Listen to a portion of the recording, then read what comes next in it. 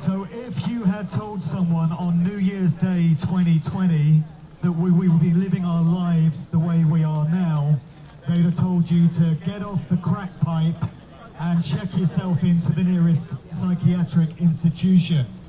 And yet, here we are. So how did this happen? Well, to my thinking, it's two things.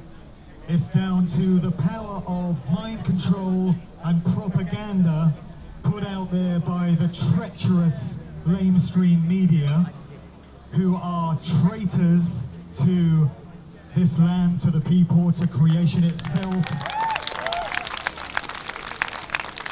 And when all of this is over, they can take their place alongside all the treacherous sellout politicians and business leaders as well, because they're all going the same place.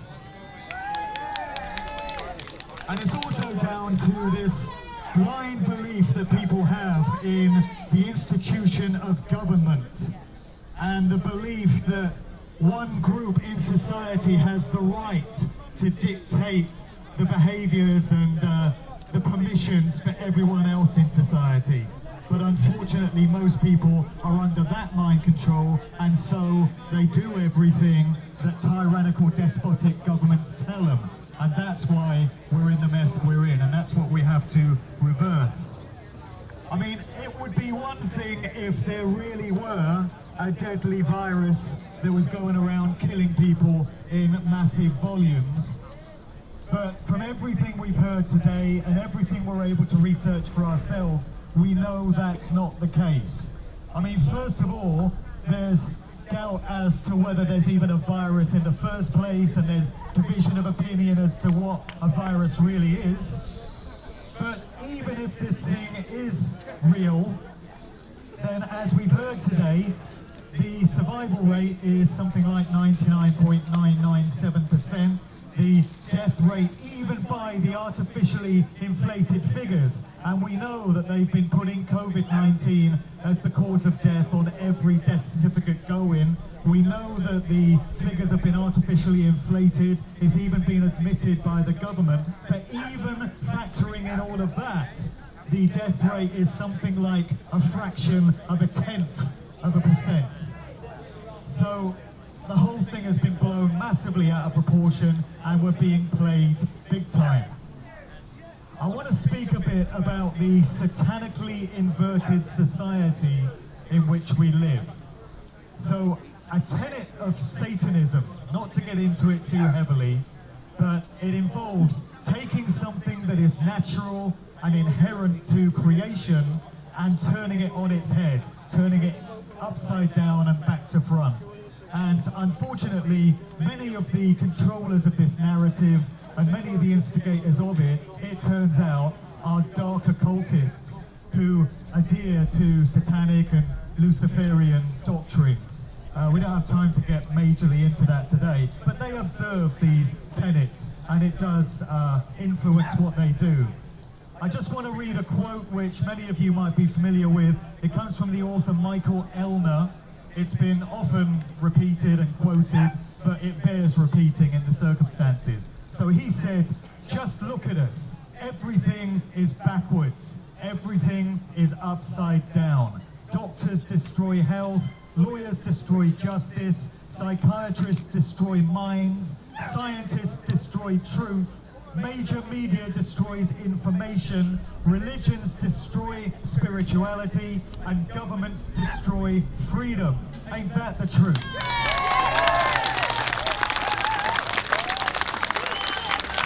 And this is just what we're seeing with the play out of this ridiculous COVID insanity. So you have people complying with the tyrannical government rules and regulations because they believe this makes them a good person, a good citizen, that it makes them virtuous. They believe, or they've been programmed to think of the likes of us, that would get together as we are today, without masks, not observing social distancing, because we realize it's all based on lies, it's all bad science, and it achieves nothing. But we get framed as being dangerous, and we're framed as the ones that are the same mainstream media, the same BBC BBC, where they had their reporter James Stanley standing in front of World Trade Center 7 telling us it had collapsed some 20 odd minutes before it actually had, because they jumped ahead a bit in the script. It's the same mainstream media that's giving you all these inflated false death and infection figures for COVID-19, and yet people are still believing them even after all these lies. So I equate it to, if you had a confidence trickster that knocked on your front door and asked you to invest 100 quid in this new amazing scheme that he's got, and you can get rich really quick, and you take him at his word and you say, oh, okay, mate, here's 100 quid, and he clears off with your 100 quid and you never hear from him again.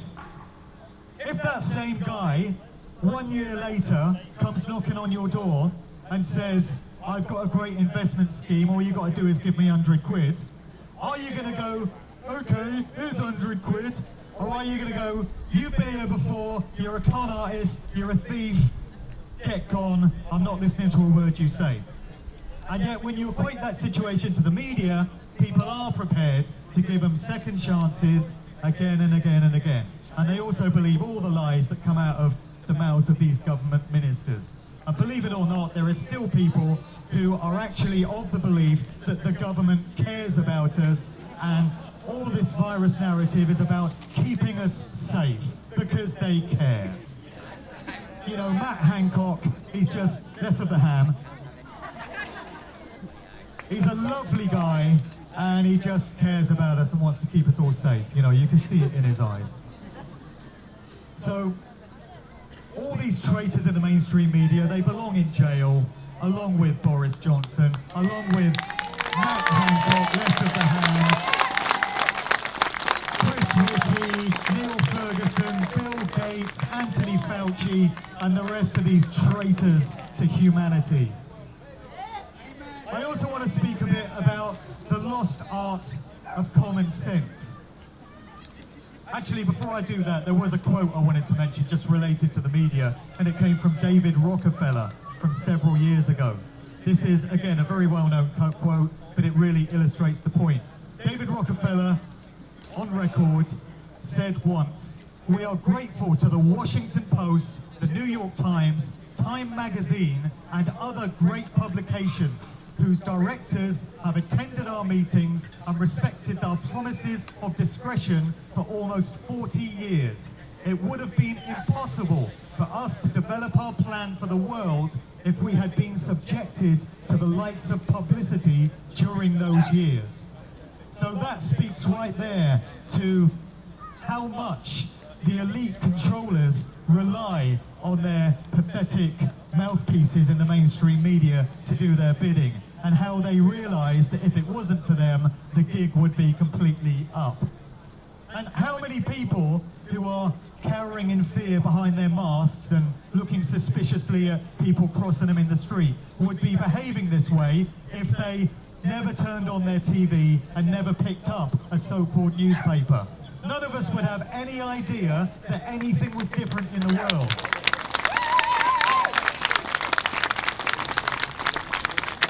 So let me talk about the lost art of common sense, because it seems it's not as common as you might think.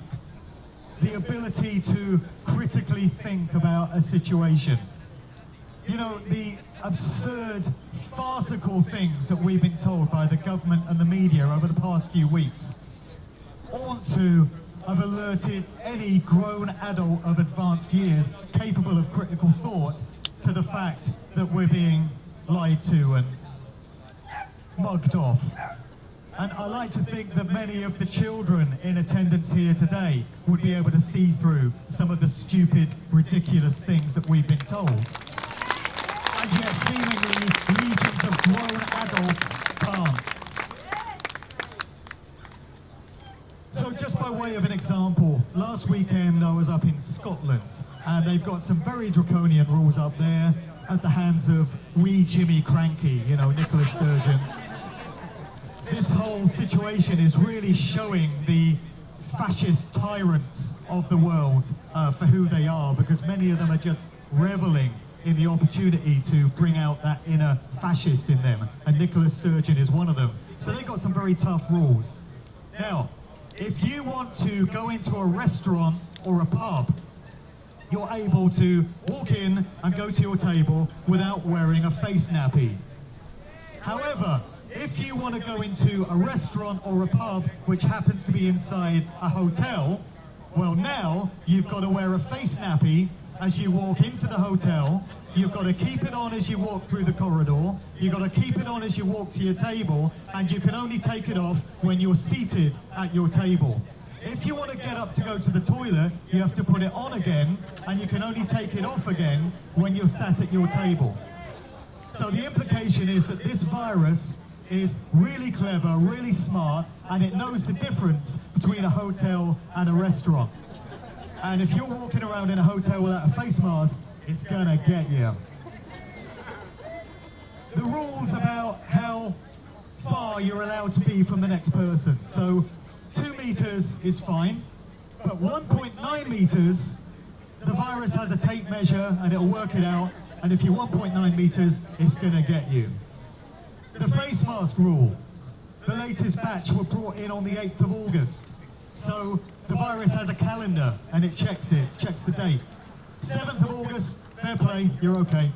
8th of August, catches you without a mask, it's coming in, it's gonna get you. And the masks get introduced months and months after the peak of the so-called virus, when we're told it's supposed to be on the wane. None of it makes sense, but grown adults are putting up with it and cooperating with it because of this blind belief in the authority of government. Common sense, critical thinking is a lost art, so it seems.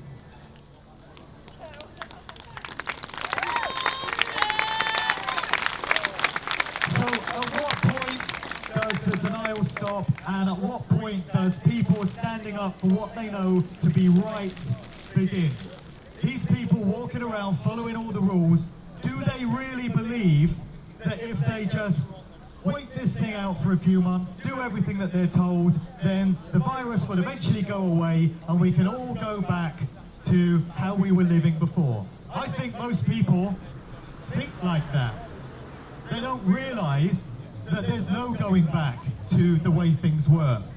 And we have to ensure that moving forward, the new normal that we do all experience is one that's shaped in our own interests, and one that we actually want to be of benefit to us, rather than the one they've got planned for us.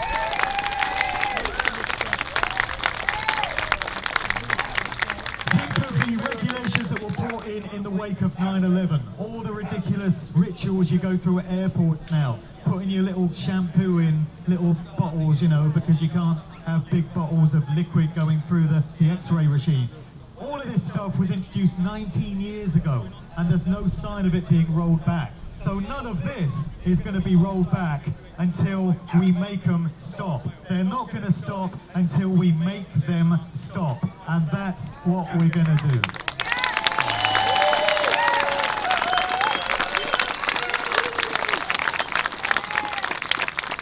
Another quote, this one came from George H.W. Bush. It was given to a journalist, Sarah McClendon, in an interview where he said, "Sarah, if the American people," and you can apply that to people anywhere in the world, "ever find out what we have done, they would chase us down the street and lynch us."